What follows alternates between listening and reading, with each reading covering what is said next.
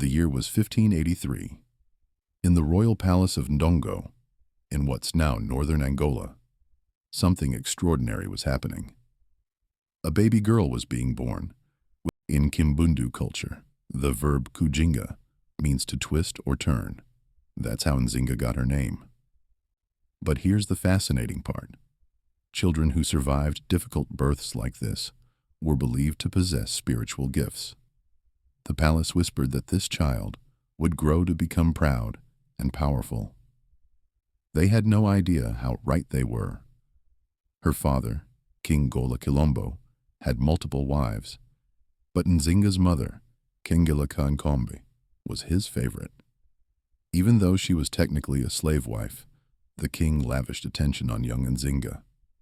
And here's why this matters. Since she wasn't male, she wasn't seen as competition for the throne. This gave her something no other royal child had: freedom to learn everything. When Nzinga turned 10, her father became king. That's when her real education began. While other princesses learned embroidery and court etiquette, Nzinga was getting military training. Picture this: a 10-year-old girl wielding a battle axe, the traditional weapon of Ndongan warriors, with such skill that seasoned soldiers stopped to watch. Her father personally trained her in combat, and she displayed what sources call considerable aptitude with weapons. But here's the genius part. Her father didn't just teach her to fight. He brought her into everything: war councils where military strategies were planned, legal councils where disputes were settled, important rituals that cemented political alliances. By age 15, Nzinga understood politics better than most adult nobles. And then came the Portuguese missionaries. These priests taught her to read and write Portuguese fluently. They thought they were creating a Christian convert. Instead, they were giving a future African queen the tools to outmaneuver European diplomats in their own language. But let's pause and understand what Nzinga was up against. The Portuguese weren't just another neighboring tribe. They were a European empire with superior firepower, advanced military tactics, and an appetite for conquest that had already devoured much of the coast. Since 1575, Portugal had been systematically destroying African kingdoms. Their strategy was brutal: burn villages, take hostages, capture slaves. When they reached Ndongo, they seized 50,000 people in their initial campaigns alone. That's an entire city's worth of human beings. By 1590, they had built fortresses inside Ndongan territory to control the slave trade. The Portuguese weren't just conquering land, they were stealing people and selling them across the Atlantic. King after king tried to stop them. They all failed. Then in 1607, disaster struck from another direction. The Imbangala, fierce warrior bands known for their military prowess and religious fervor, invaded Ndongo. The Portuguese immediately hired them as mercenaries. Imagine fighting a war on two fronts against enemies with superior weapons. By the time Nzinga's brother Mbandi became king in 1617, Ndongo was hemorrhaging territory, people, and hope. The kingdom was dying. That's when the desperate king made the decision that changed African history forever. In 1621, King Mbandi was facing total annihilation. Portuguese forces were closing in. Imbangala warriors were raiding from the east. His own nobles were abandoning him for the Portuguese side. He needed a miracle. Instead, he sent his sister. But why Nzinga? 3 reasons that reveal her brother's genius. She was of royal blood. The Portuguese would have to respect her status. She spoke fluent Portuguese. She could negotiate in their own language. She was brilliant. Everyone knew it, even her enemies. Nzinga agreed to the mission, but with conditions that show her political genius. She demanded full authority to negotiate in the king's name and permission to be baptized if necessary. She was already planning to use Christianity as a diplomatic weapon. Here's where the story gets legendary. When Nzinga arrived in Luanda with her retinue, the Portuguese governor was forced to pay all their expenses, a sign of respect he hadn't expected to show. But Nzinga had a surprise waiting. Most African leaders met the Portuguese wearing European clothes to show submission. Nzinga chose opulent traditional Ndongan attire, feathers, jewels, the full royal regalia. The message was clear. We are not inferior. We are equals. Then came the moment that echoes through history.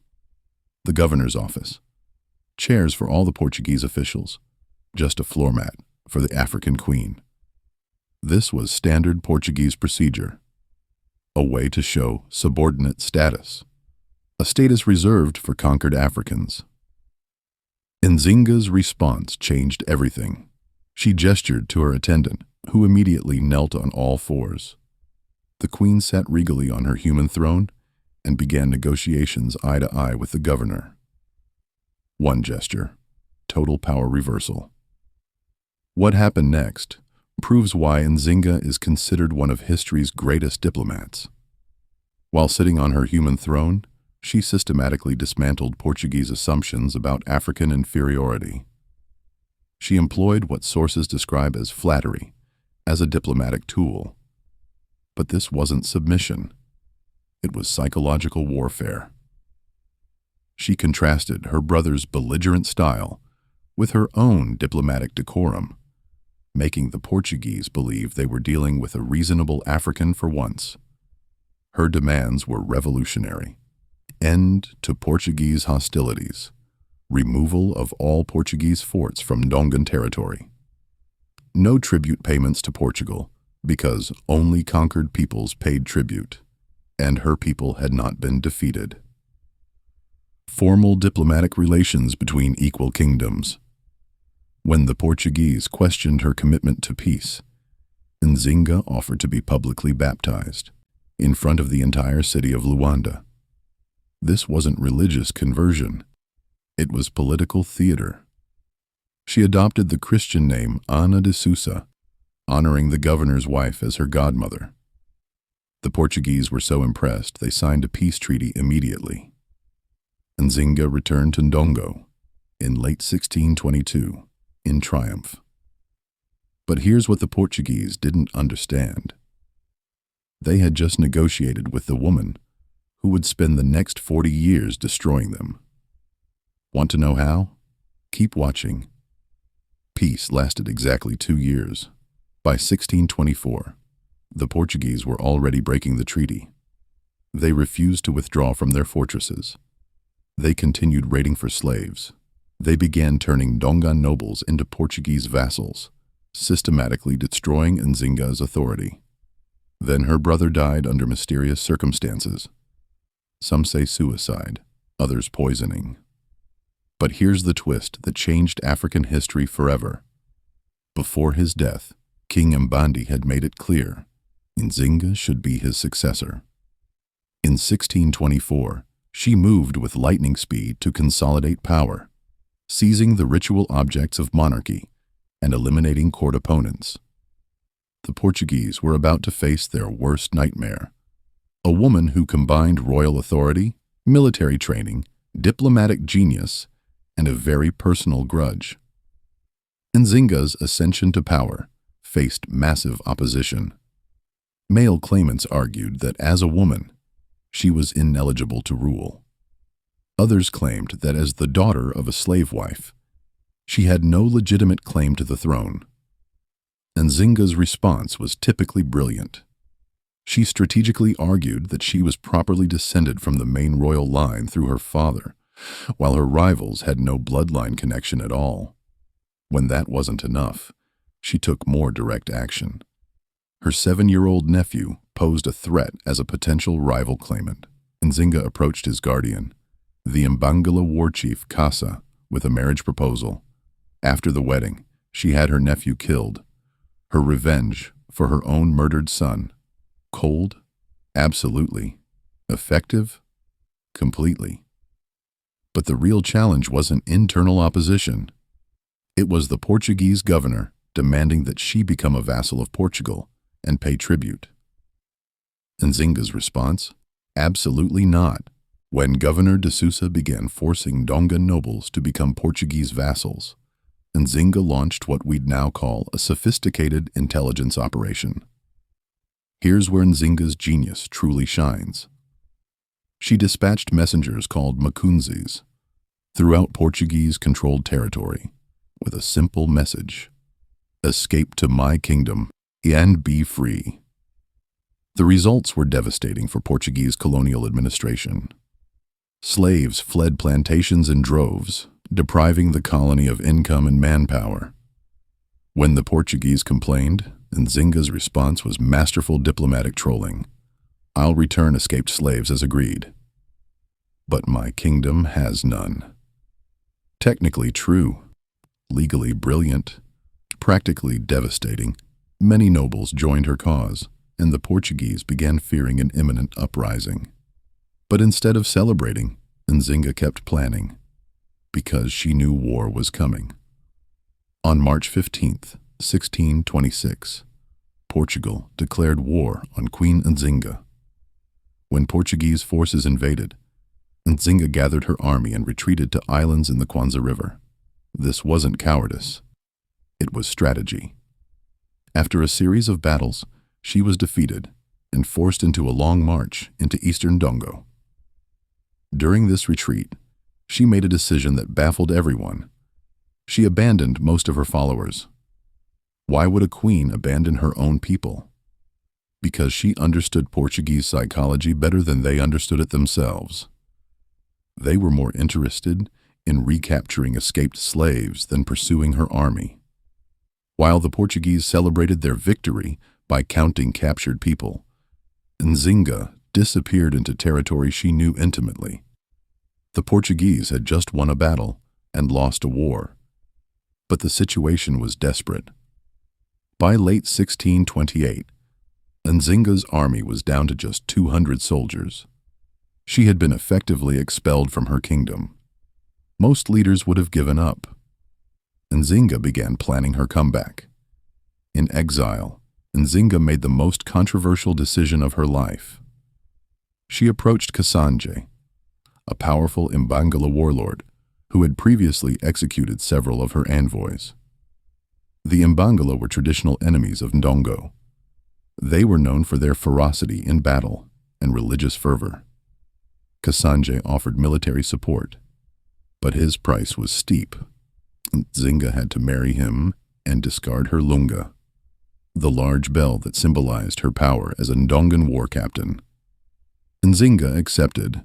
What happened next reveals the depths of her determination to be accepted into Imbangala society as a female leader. She was compelled to participate in their initiation rites. Historical sources disagree on the exact details, but the general consensus is that these included cannibalistic and infanticidal ceremonies that were absolutely horrifying by any standard. Nzinga endured them all, but here's her genius. She didn't abandon her Mbundu cultural roots. Instead, as historian Linda Haywood notes, Nzinga combined her Mbundu heritage with the Imbangala's Central African military tradition, creating something entirely new, a unified army that was more powerful than either culture could produce alone. The results were immediate and terrifying for the Portuguese. Between 1631 and 1635, using her rebuilt forces, Nzinga invaded the neighboring kingdom of Matamba. She captured and deposed Queen Mwongo Matamba in 1631. But here's what reveals her strategic thinking. Instead of executing the defeated queen, as Imbangala custom demanded, she had her branded and spared her life, then took Mwongo's daughter into her service as a warrior. Why? Because unlike Ndongo, Matamba had a cultural tradition of female leadership. By showing mercy to the previous royal family, Nzinga secured a more stable power base for her war against the Portuguese. From her new stronghold in Matamba, Nzinga launched a guerrilla campaign that revolutionized African military strategy: the supply line stranglehold. Instead of meeting Portuguese forces in open battle, where their superior firepower dominated, Nzinga's forces cut them off from their supplies. Portuguese soldiers found themselves isolated in fortresses, slowly starving. The slave trade disruption. Nzinga positioned her forces to control key slave-supplying regions, cutting Portuguese traders off from the coast. By 1644, she was selling as many as 13,000 slaves per year to Dutch merchants, depriving Portugal of massive revenues. The propaganda war. She sent threatening letters and collections of religious fetishes to Portuguese-backed puppet kings, terrifying them into calling for Portuguese military support. This made them look weak, while enhancing her reputation for supernatural power. One Jesuit priest, living in Congo at the time, described her as being akin to an Amazon queen and praised her leadership. But Nzinga's masterstroke was still coming.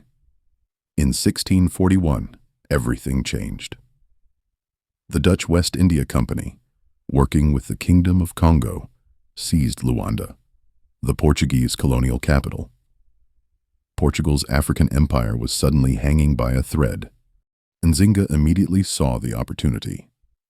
She dispatched an embassy to Dutch-controlled Luanda with an offer that would make Portugal's nightmares come true: a full military alliance between Dutch forces and African armies. The Dutch accepted.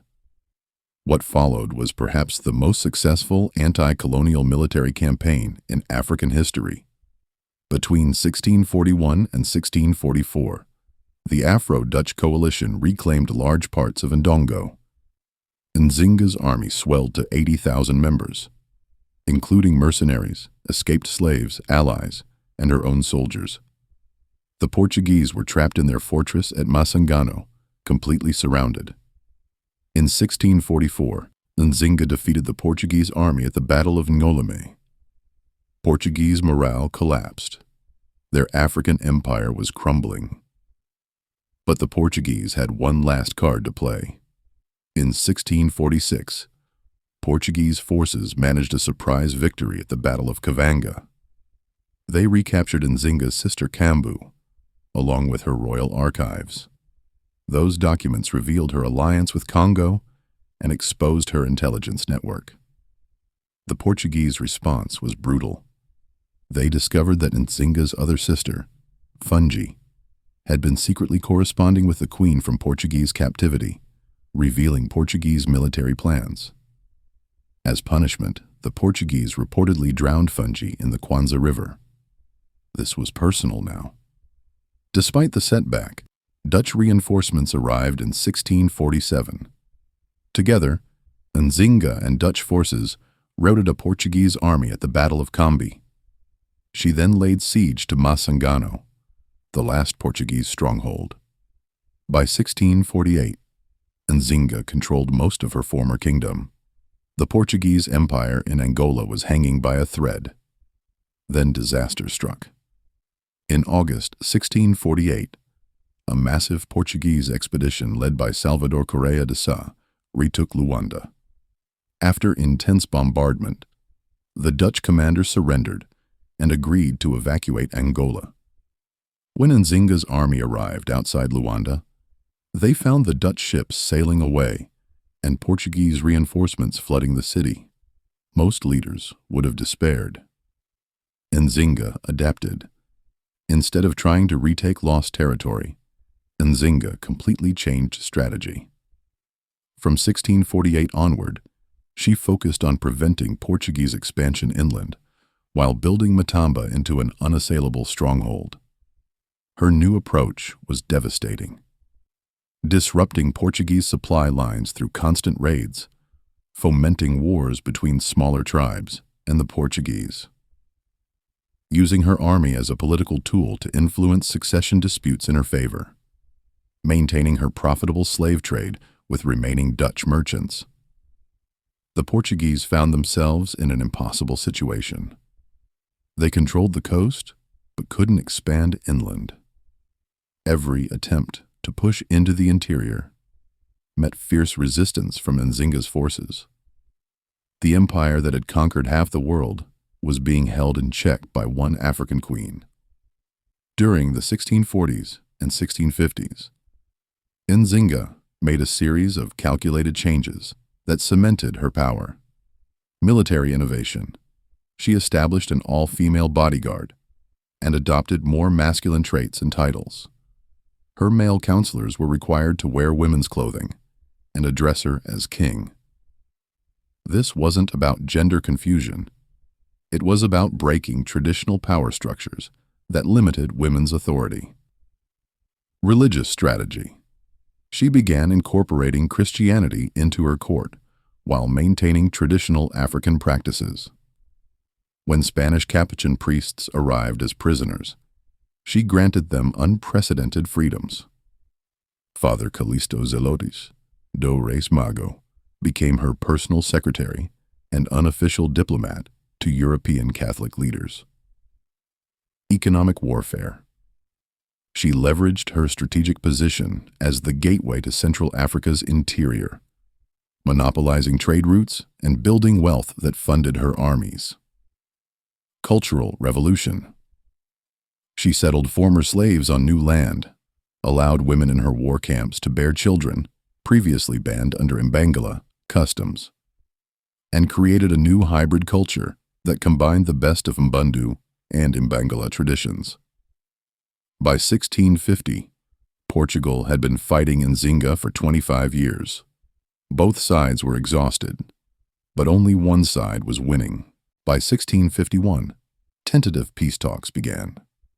The negotiations continued through 1654 and culminated in something unprecedented in 1656.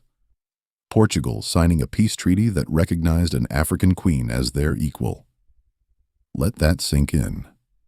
The Portuguese Empire, the same empire that had enslaved millions of Africans, formally acknowledged Nzinga as the legitimate queen of Ndongo and Matamba. The treaty terms were extraordinary. Portugal ceded the Katuxila region to Nzinga. Nzinga agreed to allow Portuguese traders in Matamba under her control. Portugal agreed to concentrate the slave trade in her capital, effectively giving her a monopoly. Portugal would send a permanent representative to her court, like she was a European power. Portugal would intervene if other African rulers attacked her kingdom. Here's the part that probably made Portuguese officials sick to their stomachs. A provision requiring Matamba to pay tribute to Portugal was proposed but never ratified. Nzinga had successfully negotiated a peace treaty as an equal sovereign, not as a conquered vassal. On October 12, 1656, Nzinga's sister Kambu arrived at the Matamba court in a procession led by Father Ignacio de Vallecina. When the peace terms were officially agreed upon, Nzinga and her officials clapped their hands. The traditional African way of accepting agreements. Portugal had just formally acknowledged that they could not conquer Queen Nzinga. Nzinga's final years were spent building something unprecedented, a unified Christian African kingdom that could survive her death. She developed Matamba as a major trading power, resettled former slaves on productive land, and reformed her legal code. She established contact with Christian rulers across Europe, securing international recognition for Matamba as a legitimate kingdom. Her court transformation was remarkable. The wartime masculine dress and Imbangala customs gave way to a more traditionally feminine court. She imported silk and goods from Europe, focused on education rather than military drills, and abolished concubinage, eventually marrying her favorite consort in a Christian ceremony. But she never forgot the source of her power. According to Capuchin priest Cavazzi, who witnessed a military review in 1662, 1 year before her death, the 79-year-old queen still displayed remarkable agility.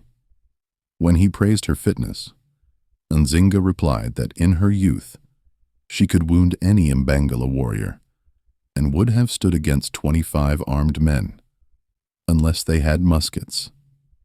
Even at 79, she was still a warrior. On December 17th, 1663, Queen Nzinga died in her sleep at age 80, still ruling, still unconquered. She was buried with ceremonies that combined Catholic and Bundu traditions. Services were held across Matamba, and even in Portuguese-controlled Luanda, where both Portuguese and Bundu populations honored her. Her 40-year reign had accomplished the impossible, saved tens of thousands from slavery by creating sanctuary territories, forced a European empire to recognize African sovereignty, created military and diplomatic strategies that influenced liberation movements across Africa, established a model of female leadership that lasted over a century. In the 104 years following Nzinga's death, queens ruled her territories for at least 80 of them. She had permanently shattered the idea that African women couldn't lead, the attacks that made Portugal tremble. But let's talk about what made Nzinga truly terrifying to Portuguese forces: her revolutionary approach to asymmetric warfare. The lightning raids. Nzinga's forces perfected hit-and-run tactics that left Portuguese soldiers paranoid and exhausted. Her warriors would appear from nowhere, devastate supply convoys or isolated outposts, then vanish into terrain they knew intimately. The fortress strategy. Unable to match Portuguese firepower in open battle, Nzinga targeted their weakest points. Portuguese forts required constant resupply from the coast. Her forces made those supply lines a death trap. The economic war. By controlling slave trade routes and selling to Dutch competitors, Nzinga bled Portuguese colonial administration of revenue, while funding her own military campaigns. The psychological campaign. Her threatening letters and religious fetishes terrified Portuguese-backed puppet rulers into revealing their weakness by constantly calling for military support. According to contemporary sources, Portuguese forces never knew when or where Nzinga would strike next. The constant threat of attack made normal colonial administration impossible. Here's what makes Nzinga's story so extraordinary. She didn't just resist European colonialism, she proved it could be beaten. While other African kingdoms fell to European technology and tactics, Nzinga adapted, evolved, and ultimately forced Portugal to negotiate as equals. Her 40-year resistance showed the world that African leadership could match European powers in diplomacy, military strategy, and political innovation. But here's the part that should inspire everyone. That moment in 1622, when she refused to stand before a seated Portuguese governor, captured the essence of her entire reign. She would negotiate as an equal or not at all. She would fight as a sovereign or die trying. For 40 years, she kept that promise. Today, Nzinga is remembered as the Mother of Angola. A major street in Luanda bears her name. A statue in Kinaxixi Square commemorates her achievement. Angolan couples often marry near this statue, especially on Thursdays and Fridays, invoking her blessing on their unions. In 2014, the National Reserve Bank of Angola issued a 20 kwanza coin, honoring her role to defend self-determination and cultural identity of her people.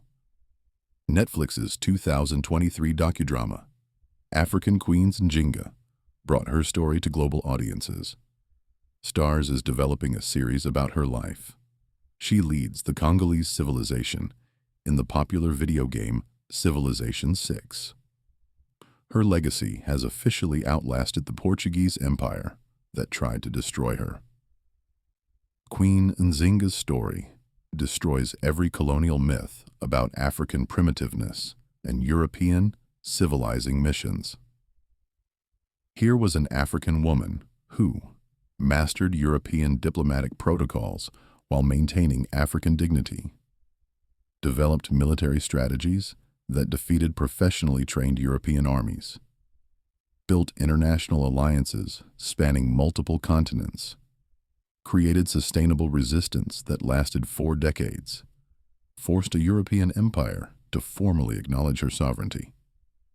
Her greatest victory wasn't any single battle. It was proving that some people simply cannot be conquered. The Portuguese Empire thought they could sweep through Angola like they had everywhere else. Queen Nzinga taught them that some spirits bow to no one, and that's the power of true leadership. It writes its own rules and outlasts empires. If this incredible story of African resistance inspired you, smash that subscribe button. Comment below. What impressed you most about Queen Nzinga's strategy against the Portuguese? The diplomatic genius, the military innovations, or that legendary moment with the human throne? Hit that notification bell because African history is packed with leaders who refuse to let others write their stories. Queen Nzinga proved that true power isn't about having the biggest army. It's about having the strongest will. And sometimes, that's enough to make empires beg for peace.